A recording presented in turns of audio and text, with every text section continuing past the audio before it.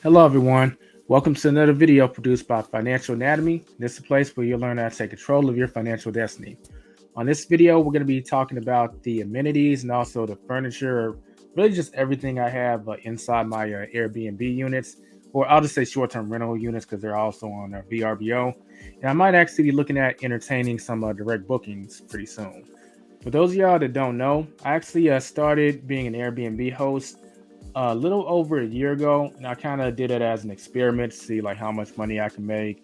Did I like things? And in general, I do like it, so I'm going to continue doing it. But it was an experiment for a reason. I found out what worked, what didn't work, and what's good to have when starting out, and when you're going to get another unit. What are some key things that you want to use? Like what things are good to have in the bedroom, in the kitchen, in the living room, in the bathroom. That's what this video is for. Plus, a lot of people have been asking like, what kind of stuff do you have in your units? So this video is meant for y'all. With that being said, let's go ahead and hop into it. So one thing to note about this is everything that I'm taking a look at, these are linked in the description and the pinned comment in my kit.co. So everything is conglomerated in one spot. If at any point you want to check any of these out to put in your units or just to have. And I also want to say that from an interior design perspective, like each property is going to be different. So things like sheets and stuff like that are overall design, not really including a lot of that stuff because that's going to vary from property to property. I might make another video in the future with a conglomeration of like interior design stuff, but that's not what this video is for. This is more the bare bones of stuff that's good to have. Now, one thing to keep in mind is the clientele I'm catering to is traveling business professionals, traveling nurses, remote workers, really professional people, not so much leisure travelers. So my amenities are going to be geared more towards them. So let's go ahead and get started. Starting off, I always get the Zenith bed frame, which can be gotten off of Amazon, because in general, it's just a very strong bed frame and it's very easy to set up. So it scales very nicely, whether you're putting it together or you want to have it assembled when you arrive. I've never done that. It's so easy to put together. I haven't even considered that, but it's an option. Moving on, as far as the mattresses I use, I always use Wayfair because it's economical and it actually is pretty comfortable. It's a soft bed, and I've gotten several compliments from guests that have said that they really enjoyed the bed experience, specifically related to the bed. You can see those popping up on the screen right now, so I don't see any reason to change if guests are happy with it. So moving on, we're gonna exit out of that. And this is actually a big one, but I always get a bed cover. Now, this is pretty critical because let's say if a child is in the bed and they have an accident or something spills on the bed, like wine or just a number of things, just fluids get on the bed that end up staining like the mattress. Well, if someone sees that by any chance, like your next guest, you're not going to be a 5-star host, and you may actually get dinged as far as like unprofessional cleaning. You might even have to refund the cleaning fee. We don't want that. Even if you manage to scrub it out, it's usually going to leave a mark. Plus, it could leave a scent that's unfavorable. So, I always have a bed cover because it's easier to replace a $37 bed cover than it is to replace a $600 king size mattress. So, I don't know what I would do without it. I don't think I really need to say much more in that regard. Moving on, we're going to go to the pillows. Now, when it comes to pillows, in general, I found that these are the most comfortable, at least for not just for me, but also for guests. Pretty self-explanatory. Moving on from that, this is one of the things that is kind of catered towards my customer avatar. But you see, this is a table. I have one on each side of the bed in my units. And in particular, this is great for if you have books available to read because it has a rack that they can be stored. And obviously, other things can be put on the top too. But more importantly, I really like this rack because not only is my book in the rack that people can have access to read while they're staying in the unit, but I do have a collection of other books that people tend to enjoy. Now, keep in mind, I already said who my customer avatar is, but I keep a good variety of books. Some about astrology, some about like health and wellness, some about finance, and some about business. That usually creates a great mix and all the books are interacted with, so that tells me that I'm doing a pretty good job. The most interactive with book is my book, because they see that I'm the host. I have a book, they usually check it out. But the second one is usually a book about astrology. So if you're gonna make something available, a lot of people are very intrigued about astrology when they're staying short term somewhere. Just something to keep in mind. Next, we have a fan. Now this is important because for those of y'all that are doing rental arbitrage, the unit may or may not come with a fan, but some people literally need to feel the breeze when they're going to sleep, or need to hear the sound of a fan. It plays a big role in them being able to actually get to sleep. So you want to make sure you have it available. And if the unit doesn't come with it, even if the unit does come with it, I always want to keep a portable fan, because let's say they want to have the fan on them while they're in the living room or living quarters and there's no fan in there. If you just provide a fan, you're giving the customer what they want. You're giving the customer more control over their experience. And of course, a customer that has more control over the experience is going to find the experience to be a lot more favorable. Scrolling down, we have a phone charger. And this one is overlooked by a lot of people. But this is a charger that has several outlets, as you can see. And they can plug into multiple phones. So if you're serving multiple people in your units, like like 4 or 5 guests, this is something they really appreciate. But even for someone like me that mainly deals in studio apartments, some people have more than one phone. It's not that like out there to have more than one phone. I mean, y'all have seen me have 2 phones. So having that available is definitely much appreciated by guests. And it's something that's not really that expensive. So you just put it in there, they appreciate it, and they are going to use it. I can really speak from experience when it comes to that. Next, we have the hangers. A lot of people don't actually think to include hangers, but you definitely want to include them because it makes things more convenient for guests. Now, one thing about the hangers is they may take them. So I'm actually working on getting a sign in my closet that says like, it has a hanger and then it has a stop sign, and it basically says do not take hanger, fees will apply, because hangers do cost something, and we want to make sure they're available for all guests to hang their clothes up, but we're not giving the hangers away for free. So if I do manage to get that sign made, whoever I use to get the sign made, I'll be sure to link it in the description, because that's something to consider having made. Like a sign like that would cost extra, maybe $10. Put it in front of them so they know not to take them. But I do think you need hangers in your unit. Coming back to kit.co, we have the rollout sofa bed. Well, not rollout sofa bed, the roll away bed. So this will allow you to actually accommodate more guests in an apartment or wherever you are. And this is good because the more guests you can accommodate, theoretically, the more money you can make, because multiple people are pitching in on this trip. So you'll be able to serve more people and make more money. So this is a rollaway bed that I personally use. I haven't got any complaints with it. It's pretty economical, but it does this job. You want to make sure you do get like sheets and a comforter or duvet cover and insert for your rollaway bed, because you don't want to just have the bed and then just have like nothing to support it. So coming back to the kit.co, we have earplugs. So we don't know what's going on in the apartments that we're in oftentimes if you're doing rental arbitrage with an apartment. Or even if you're not, if someone's traveling with multiple guests, maybe someone wants to get some sleep and everyone else is watching TV in the living room and walls are thin and they can't get sleep. Having these earplugs is just something that people can use, and it really does not cost that much to have. It's one of those things that it's great to have on standby. Guests appreciate it.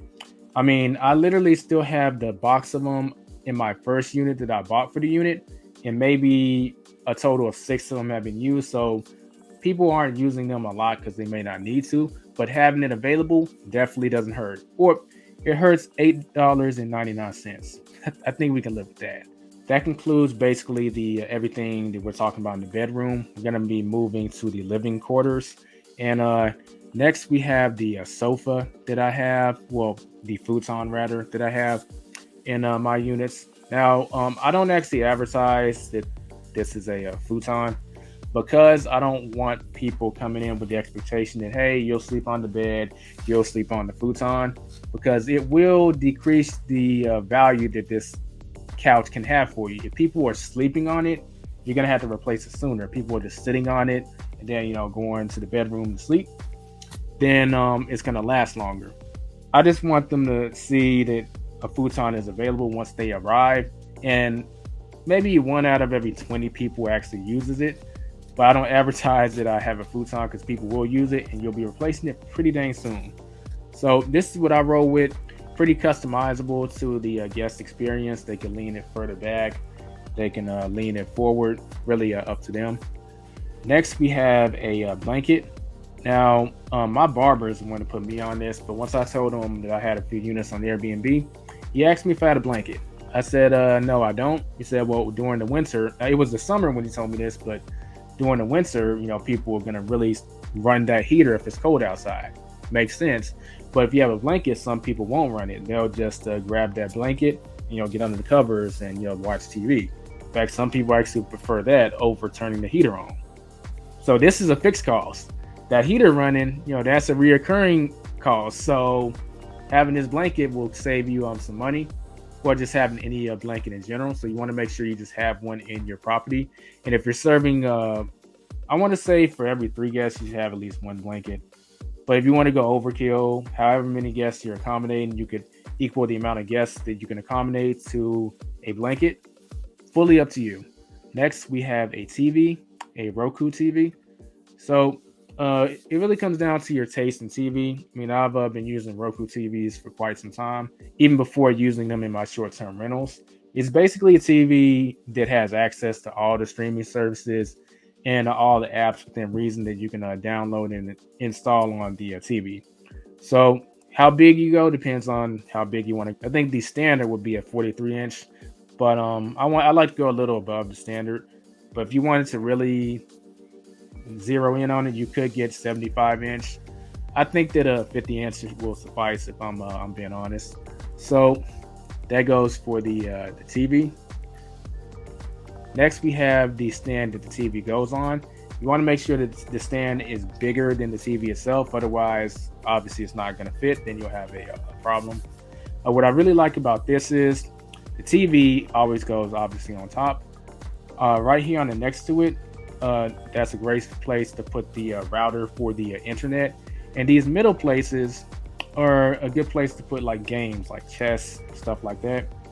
In fact, in one of my units, I do have a chessboard right there. But that's what I really like about this stand. Moving on, we have the dining table. I like this because it's actually great for a studio apartment. It doesn't take up a lot of space, but it can accommodate up to 4 people. So that's the table that I roll with, and it's actually pretty easy to put together. Next, we have the chairs that come with it. Now, I buy the chairs in sections of, not sections, but in packs of 2.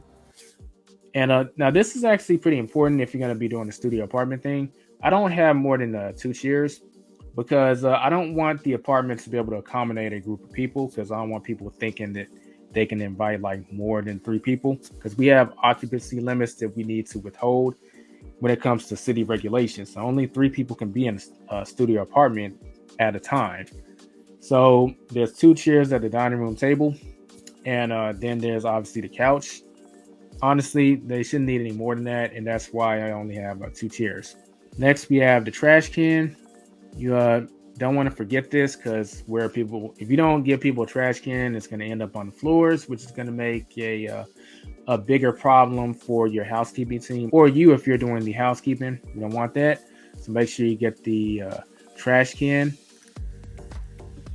Next, we have, and this is my personal favorite thing in the whole unit, if I'm going to be honest, but this is a work desk, but it's not your typical work desk. It's very unique in my opinion, if I do say so myself, mainly because it is a work desk. You pull up a chair, you can start working, you can set up a monitor and everything you need around you. And it's not actually shown on the picture, but there's a lamp that's right above the table. I have a picture of mine put together so you can see what I'm talking about. But what I really like about it is you can turn the light on and off, obviously, but you can plug various devices into the desk itself. And as long as the computer is linked to it, it'll actually register on your computer. So that's actually very accommodating. I've had a lot of guests use this, a lot of remote workers, a lot of people who are coming in town for business that really want a workstation. So people really enjoy this work desk setup because it is pretty unique. It's not just a desk and a place for you to put your computer. It actually has some electronic outlets and things that are pretty useful.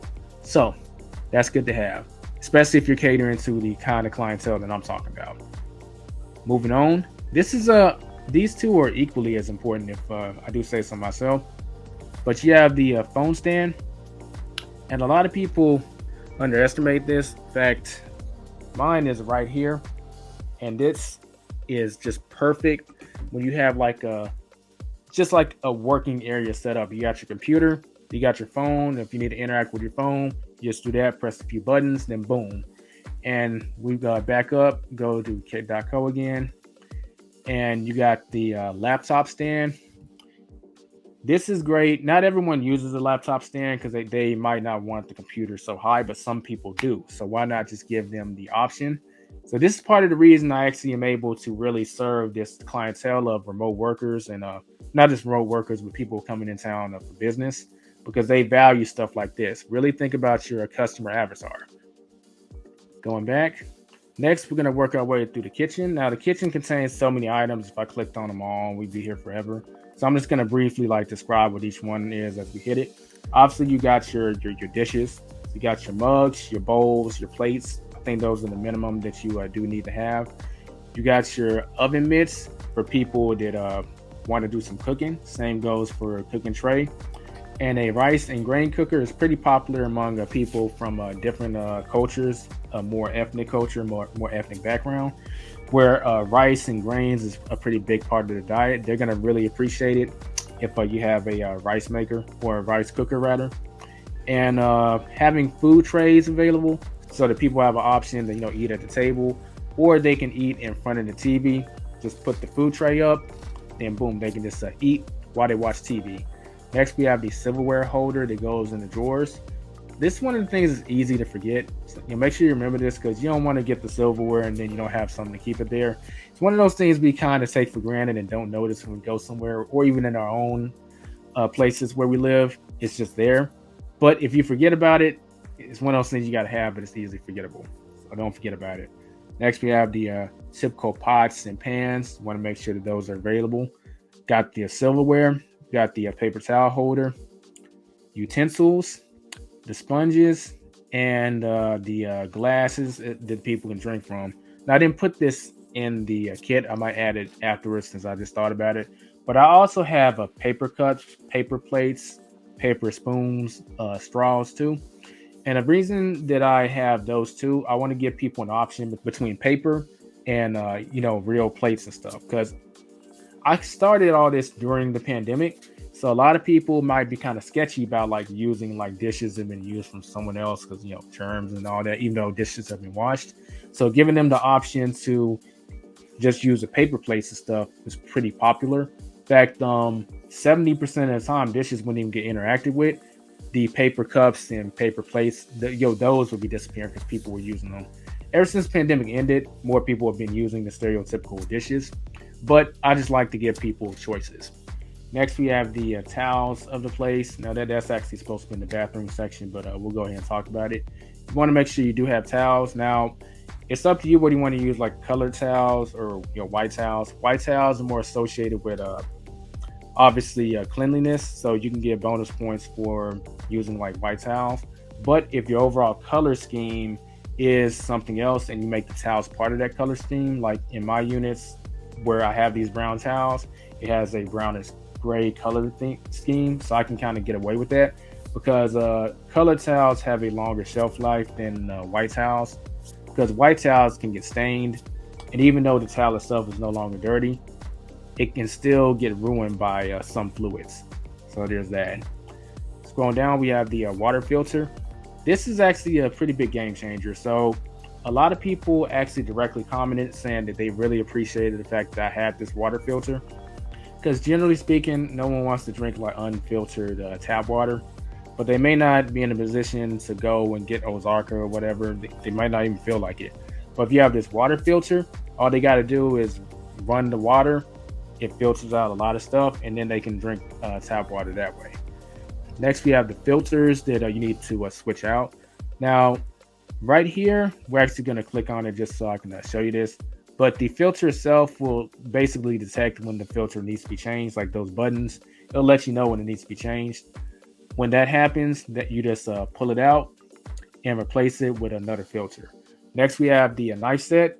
This is a more stylish looking one, but it has every single knife that you would need, in addition to scissors and a pizza cutter. So that's great to have. Next, we have for people who are more chef-like, they need a cutting board. They have this measuring cup, something to hold your utensils in. Now, I don't use that to hold like forks and stuff. I use that to hold these in. So it's good to have. You got the dish rack because everything that I've shown so far, a lot of dishes. So when they're washed, you want to be able to put them somewhere so that they can dry. And here's the thing, when you provide stuff like this for guests, they actually will use it. It's when you don't provide this stuff when things tend to be more messy. So just give the guests what they need to take care of the place, and oftentimes they will. Next, we have the wine glasses. Generally speaking, you want to make sure you have at least 4 because they're very well used by everyone. There's not even a core customer avatar that these are geared towards. Everyone tends to want wine glasses, so you want to make sure you have them. Next, we have the toaster. And this kind of gets into the core of the place, but a lot of people don't utilize having fake plants. And it's something that can add to the theme of a place without necessarily obviously having to water like real plants. The real plants would require maintenance, but the fake plants can set like a certain tone in the place, and they're not actually interacted with that much, so they rarely really need to be replaced. So that's good to know. Also good to have. You have the coffee table that's in the middle of the unit, which fits in pretty great. You have the electric kettle, which people can use to make tea and also hot water. Of course, we have the iron board and the iron. That's really critical for my customer avatar, especially people who are going out, coming in town for business reasons. But even still, a lot of people just want to have access to this, even leisure travelers. I don't have it in the kit. I'll add it once I finish this video. But I also have lint rollers in my units because people want to be looking lint free when they do step out. Now we're going to move over to the bathroom things. Before I go there, though, I want to say that everything in the kitchen and living room areas, it's a lot of stuff. But this is the reason that I've actually attracted some monthly bookings. Like all this stuff is what someone needs to sustain themselves. So a lot of this stuff, if you put them in there, you'll be catering towards people who may want to stay monthly. And obviously the people who are staying shorter term wouldn't mind that stuff being in there. So just think about that. And your monthly bookings are very valuable during the slow season. So moving on to the bathroom stuff, we have Q-tips. It's one of those things that people don't think about, but your guests will appreciate it. You got the plunger. You just want to have it on standby. Like if something happens and you have a plunger, well, the guests may actually be able to fix it themselves if they know how to use a plunger. If not, you end up having to take care of it anyway. But the point is, you would have to come in with a plunger. So why not just have it there? Or maintenance or your maintenance guy or whoever. Plunger just needs to be there. Next, you want to make sure a toilet brush is there for cleaning. This is supposed to be in the kitchen area, but you do want to make sure you have a coffee maker. Now, I actually don't provide coffee. I provide something else, but we'll get to that in a moment. Next, we have the shampoo. We have the bathroom utensils. We have the bathroom decor in there. You want to make sure you have soap available, as well as somewhere to put their toothbrush.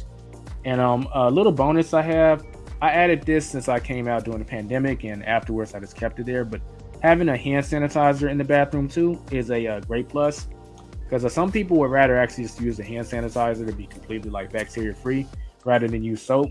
Give them the option. Make sure you have a trash can in the bathroom. And this is one of those things that really helps. Have a hamper. It doesn't have to be in the bathroom, but have it be somewhere close to the bathroom, because if you don't, people will just leave their dirty towels on the bathroom floor. Creates a bigger problem for your housekeepers, and then creates like that mildew smell. And then you're gonna have to get out of the unit once the guest is finished staying there. But if there's a hamper, Some people will use it. If people aren't using the hamper, you can print out a piece of paper and type "dirty towels go here" and tape it on the hamper. People will use it. I know you're wondering like why should you go that far? Some people you would think they see it and it clicks, but don't assume, because it doesn't for some people. Swinging back to the coffee. So I actually don't provide coffee because coffee is very bad for you actually, and I don't really want to be contributing to harming people's health in that way. Now I want y'all to know that I am leaving money on the table. If you provide coffee, then you may get more bookings. You may get which will generate more money. I just don't want to provide it. But I do provide coffee alternatives, as you can see here. And believe it or not, people actually are trying out these coffee alternatives because they get used.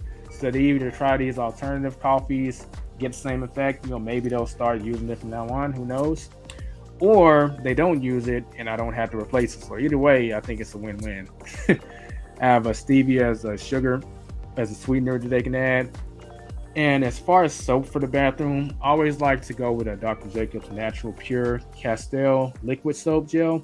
I used to have this and also the solid soap version, but the solid soap version, it ends up just getting wasted because people like the benefit of the physical version is you can reuse it over and over and over again. But someone that's not staying that long is only going to use it a few times, and then they leave it there. They don't take it with them. So it's like, well, that soap can't be used anymore because once someone uses a physical soap, it's theirs. If they don't want it, it's got to go in the trash. So it's just better just to have the liquid soap available because they just pour what they need on a towel, take care of their business. But the container for the liquid soap and the soap in there can still be used for other people. Scrolling down, we have the floss, and a lot of people really like this type of floss, where they just get it like that. Keep that on standby. It's these little things people appreciate. Same goes for the shower caps. A lot of people don't think about they don't think about women when they shower, and almost every woman I know showers with a shower cap, but they may have forgotten it back at home or they just don't have one. If you have this available, it's these little things that will cause them to leave you a 5-star review when they may not have left a review at all. Speaking of women, we have the curling iron, the hair dryer, and we have this that they can have access to, and they very much appreciate it. And last but definitely not least, we have the security for the property. So I have a Ring camera set outside of all my units so I can see who's coming and who's going. And I also have the Minute system, which is a sound detection system that you can use to detect like sound levels in an apartment. So if it's getting too loud in there, they may be throwing a party, or maybe disturb the neighbors. You can let them know, like, hey, can you quiet down? And the Ring camera, I think it's pretty self-explanatory. It's a basic security. But that concludes all the things that I have in my units as far as amenities go, and also just things that are good to have. Are you an Airbnb host? And do you have things in your unit that I didn't cover? Let's talk about it in the comment section below. I mean, as hosts, we got to help each other out and help the up and coming new hosts that are about to get out there so that they can start off on the right foot. But if you have any questions or comments, or if you have any interest in anything that we've covered in this video, just click the link in the description or the pinned comment, and you can go exactly to where I was. And then you can go to mykit.co where you can access these things. With that being said, this has been Elijah with Financial Anatomy. Don't forget to subscribe if you're new. If you want to know more information about how to be an Airbnb host, be profitable, make some good money, and serve your guests in a better way. I'll catch you in the next video. Don't forget to get out there and take control of your financial destiny.